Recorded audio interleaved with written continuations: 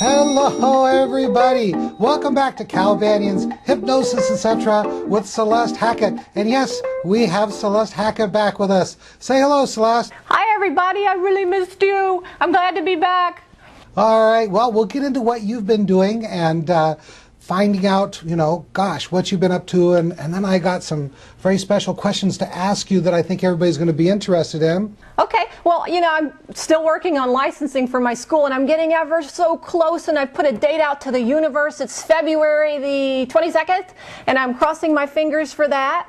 And I just completed an article called All in a Day's Work about a client named Bob that I had who wanted to lose weight. Very interesting story. Kind of the article kind of took a storytelling, I guess, mode. And I'm working on putting a script book together for weight loss to actually sell to people who want weight loss scripts. And let's see, I had a hypnotist friend from somewhere in the Northeast, a Yankee, come down to Texas, and me and Christopher taught him how to record and edit audio. That was really fun. And my husband and I are working on a video for my website. I'm finally going to have a video, something. I don't know what I'm going to put on there on my website, because I think it's nice if you can see the hypnotist move and talk, and hopefully they'll like me when they see that. Maybe that's not a good idea. What do you think, Cal? Wow, you're just like full of stuff. It's like you've been holding it back for 4 or 5 weeks. Yeah, I've been really busy, and on top of that, clients, so pretty busy over here in Plano, Texas, but it's fun. Like it. Cool. Hey, to our audience, by the way, thank you very much for your feedback. It's been really helpful. We're constantly improving the program and trying to get your questions answered. And by the way, if you're not watching this video program on calbanyan.com, be sure to check it out, because right down there underneath this video is links that we talk about and resources we talk about during the video.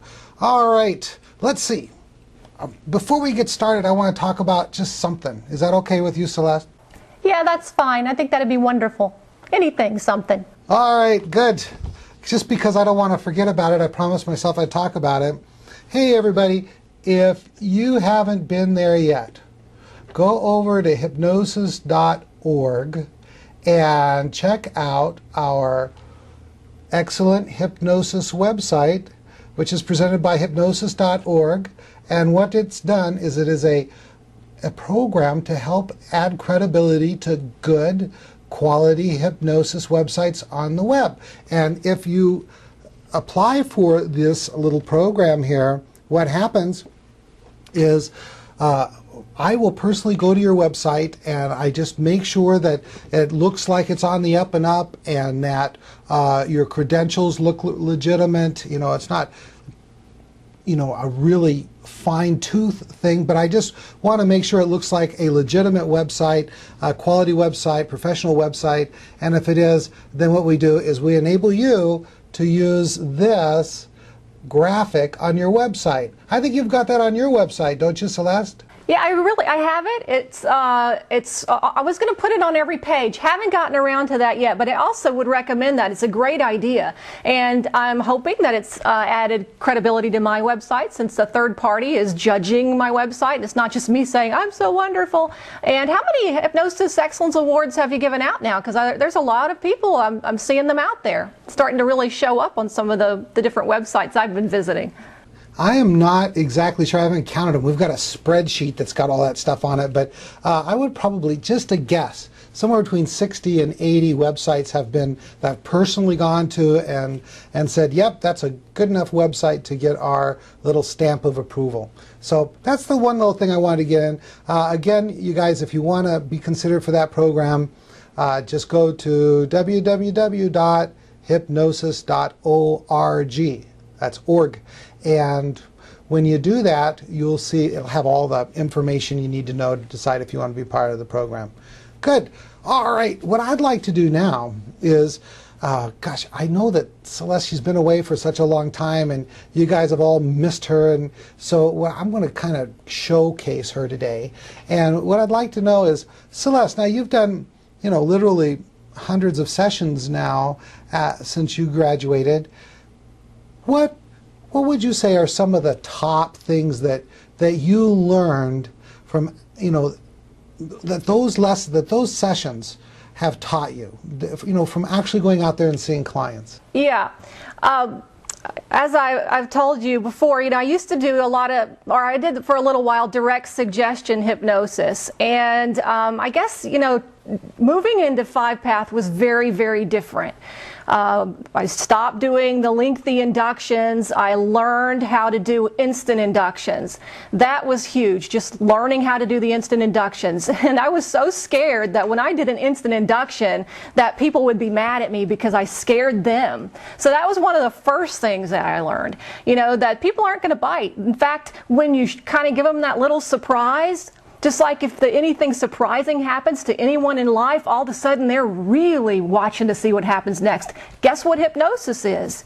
You know, it's a heightened state of suggestibility brought on by really being focused. And that's what happens when you kind of surprise them a little bit. So I learned that doing instant inductions right off the bat was really cool. That's one of the things I learned. Should I go on, or do you want to ask more questions? I'm really curious. It's like, so you go to the class in, you know, the Banyan super course, and you get all this information, and it's kind of high-tech hypnosis, and it changes the way you think. And then you go out there and you start using it, and I tell people at the end of the class, I says, now your teachers are going to be your clients. And I'm wondering, gosh, you know, as you look back over all those clients, what kind of things come to mind that you'd like to pass along? Well, one of the things that I learned, you know, also just popped into my head just now is I remember learning that they don't care about me. You know, they're not really looking at a lot of things that I was worried about, because they are in pain and they are so concerned about their own problem, and their big thing on their mind is, can you help me? So even though I worked out in my apartment, it was important to me, and I do think it's important that it's clean and it's orderly and all that kind of stuff. A lot of times, to be frank, you know, I was concerned that they wouldn't even come to my apartment. I thought, they're not going to come here. It's 3 flights up by the dumpster. But let me tell you something, when somebody's in enough pain, they'll go anywhere, just about. As long as it's reasonably professional. And of course, I made a good decision right from the very start that the first time they came in contact with me would look extremely professional, and that was with my website.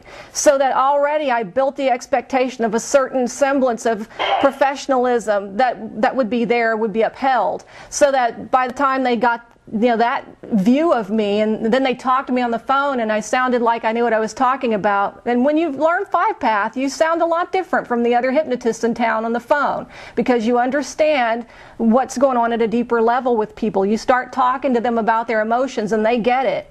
And then so when they come in the door, once they've had the phone call and the website, and you're, you know, smiling and you don't look like you're going to bite them, you know, I learned that really you can make a lot of mistakes if you just do a few key things right. Okay, good. Well, that's perfect. What are the key things you found that you really need to do right to make your sessions go well, even if you make some minor mistakes? First off, you know, you have to present yourself in a professional way. You have to put people at ease by just being friendly and nice, and make sure the atmosphere where they walk in is professional enough. And I think it's, you know, it's a little thing when you really think about it, but when you give somebody an intake form, they're automatically associating that with other times when they've filled out intake forms, like at a doctor's office or something like that. So that feels good to them. They feel like this is something that's really important and is going to help them, or possibly help them, as they fill out the intake form. Of course, my clients all watch The Secret Language of Feelings on video and The Truth About Hypnosis.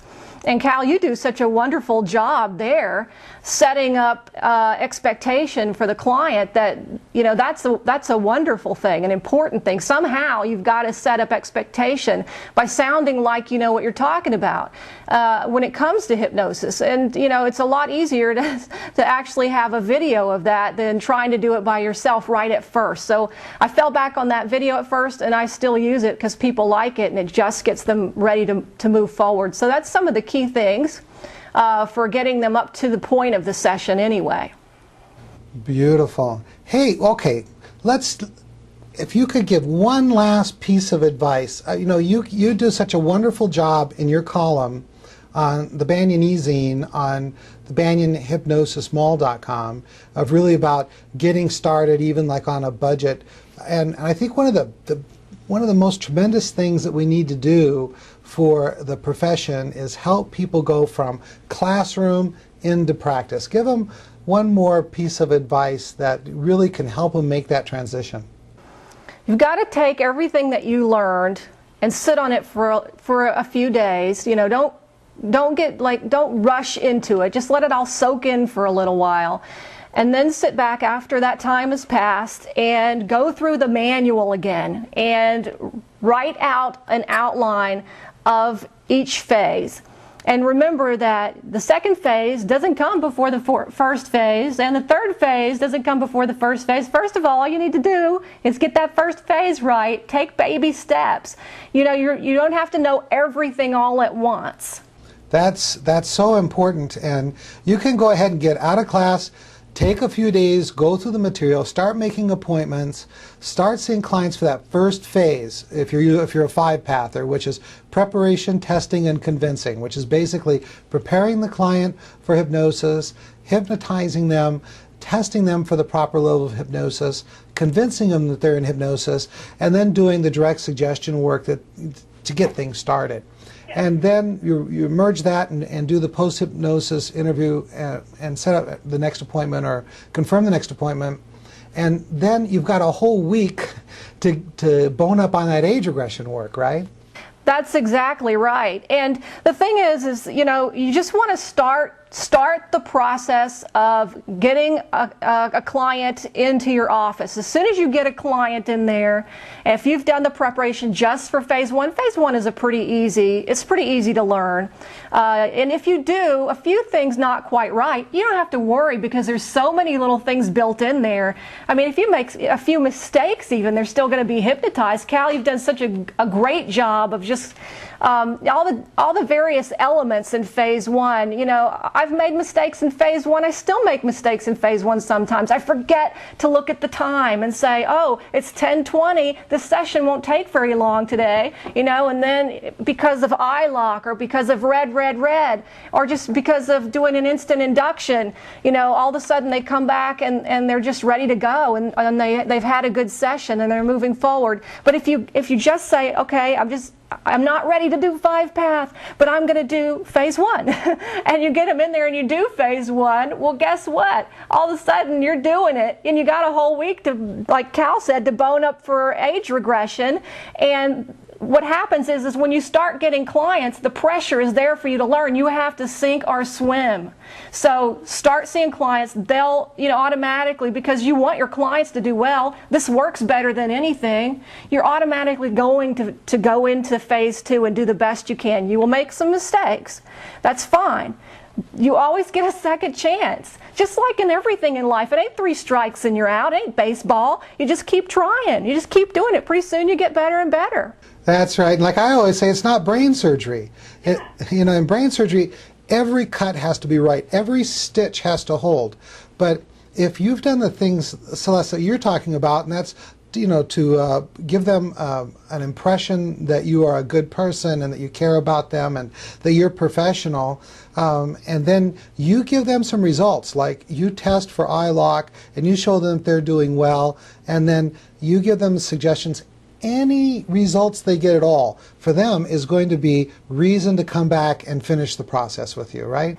That is exactly right. I can't tell you how many people get out of the chair and they're just so excited, even if I think maybe I know I didn't do as good a job as I'm capable of, either because I was tired or I just missed something, and I might be kicking myself, but to them, they're excited and they're ready to, they can't wait to go see what happens between sessions. It's really the coolest thing in the world to be a hypnotist. It's the best job in the world, and to be a 5-path hypnotist, it's just awesome because you're not, I never got better results than I'm getting now. And to see people change, and they change beyond my belief sometimes. I had a lady that was in here just last night, and she was habitually sad, but she also wanted to sleep better, and she wanted to make more friends. She was from another country, and she had this long list of things on her benefits that had nothing to do really with with being a little happier. And so I said, well, we'll see. She got every single thing on her list. It blew us both away. Is that cool or what? That's the coolest thing in the world. Cal, you know that's why we do it. You know, we struggle sometimes with different elements of, 5-path or hypnosis, and, we talk about all these things, and we go around and talk about how to make a business, blah, blah, blah, blah, blah, blah, blah, blah, blah, blah. It's about the client and seeing people change and making people happy. That's all we want to do, is make people happy. That's what a real hypnotist at their core is. Somebody who cares about people and wants to help them change their lives. Gosh, so I'm getting all excited. Where do I sign up? I mean, I love this kind of enthusiasm. Well, it comes from my heart, but I'm not the only one. All the hypnotists that I know, we like to talk about building our business and all that stuff. It's all important, but really the thing that gets us right here is seeing the client make that shift. That is such an awesome feeling. They walk in all drab one day. At the end of sometimes the very first session, you see that light in their eyes. You see that they're excited, and you just, touchdown, cha-ching. It just feels so great. Hey, you know what? I've decided that this is part one. Everybody, I'm going to be leaving for Singapore in a few days, and so I'm not going to be here next week. So Celeste and I are going to record a couple of these podcasts to be produced and published at a later date. So we're going to go ahead and do a few of these at a time here today and then publish them. So what I'm going to do is I'm going to split this episode into 2 episodes. This will be part 1. We're going to hear more about Celeste and what she's learned from her first few hundred sessions, and I'm going to give her an advance notice. This is one of the things I want to hear. Next episode from you, Celeste, I want you to tell us how doing this work has changed you and changed your life. Would you be willing to do that? Oh, absolutely. Beautiful. Okay, let's segue in to the next part of the program. Do you have a dumb hypnotist trick for me? Yes, sir. Just a moment. I have to get my little piece of paper where I made some notes. I sent her a list and she gets to pick. Yeah, I'm looking at all these, and I want you to talk about calling hypnosis something else. Ah, that's one of my favorite dumb hypnotist tricks. Okay, ladies and gentlemen, and I can make this pretty quick. How are we going to build a profession? How are we going to get any respect as hypnotists if we don't call what we do hypnotism? Celeste, give me some ideas of what people might call hypnosis besides hypnotism. Mind relaxation for change. Oh my gosh, I've never even heard that one. That's pretty good. Anything else? Gosh. How about guided visualization? Oh yes, and what's the one about imagery? Guided imagery and stuff like that. Yeah. Now, let me straighten some stuff out here. There's nothing wrong with calling guided imagery, and there's nothing wrong with calling guided meditation, and all that stuff. But, ladies and gentlemen, we're not going to be able to build a profession if, when we're doing hypnosis, we don't call it hypnosis. Doesn't that make sense to you, Celeste? Yeah, that makes a lot of sense. Hypnosis is hypnosis. It's not anything else. Let's just get right down to it and say what it is. That's right. Be fearless. Get out there. Have a little, I don't even know what this means. Some panache. That just sounded like the right thing to say. But gumption. Gumption. That's right. Be proud of what you do. Now, having said that, I think that hypnotists and consulting hypnotists or hypnosis practitioners should begin to educate the public about what hypnosis is, rather than taking the easy way out and saying, we're going to do some guided visualization, when really your intent is to do hypnosis. And we're never going to get the respect of other professions if we are lying to people all the time. I mean, I just did a big controversial article on my blog, calbanyan.com, about someone in using graft and payment and fibbing to try to promote a book so he could get it to #1 at Amazon.com. There's only one reason why he wants it to get to #1 at Amazon.com, besides selling some books, is that forever he can say this was #1 on Amazon.com, when really it was artificially boosted up there by him going to his mailing list and saying, gosh, if you buy my book on such and such a date, then we'll be able to artificially bring it up, and then I'll give you a bunch of extras if you do that. Just send me the receipt and I'll send you some tapes and CDs and things like that. That's misleading. And you know what? In the long run, that's going to hurt you, that's going to hurt your students, that's going to hurt your clients, and it's going to hurt the profession. So, gosh, be honest. And when you're a hypnotist, hypnosis professionals need to start calling hypnosis hypnosis. Can you tell I'm passionate about this? Yeah, you know, people do that kind of stuff because they don't believe in the product. They either that person didn't believe in the product of their book, and when hypnotists do it, they don't really believe in hypnosis being worth its while. Because once somebody understands or experiences hypnosis and they see what it is, a client or anyone, or if they know how to talk intelligently about hypnosis, then people are going to want to be hypnotized. I mean, there are a few things you have to overcome, that's for sure, no doubt.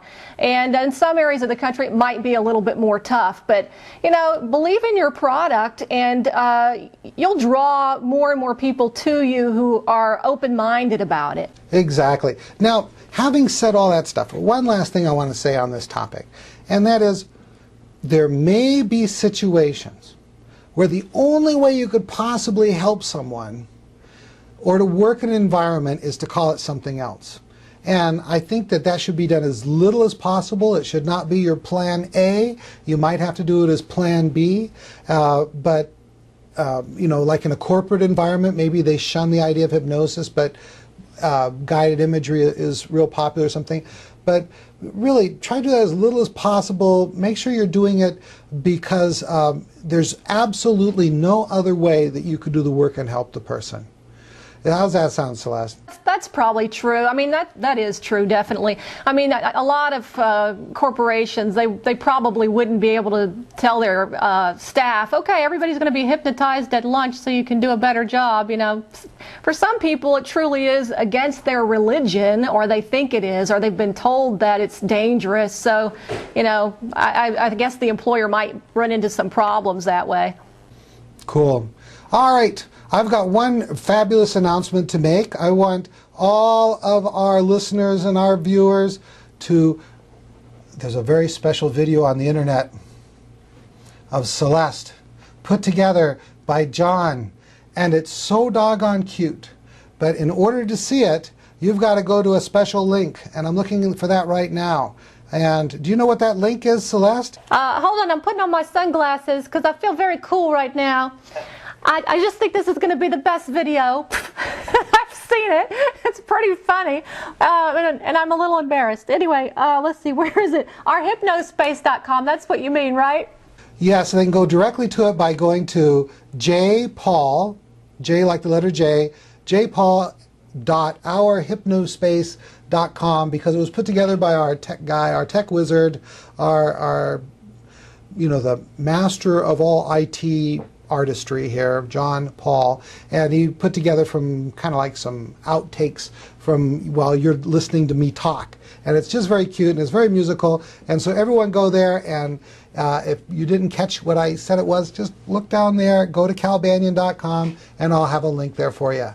Okay, Celeste, why don't you wrap up this one? We're done already. I can't believe it. It's so good to be back with you, Cal. It's been so much fun, and I just missed everybody. So hi, everybody. Thanks for tuning in, and I guess that wraps this one up. I'm Celeste Hackett. I'm coming from Plano, Texas, and we'll see you very soon. All right, and this is Cal Banyan with calbanyan.com, hypnosiscenter.com, and thesecretlanguageoffeelings.com. This is Cal Banyan, signing out.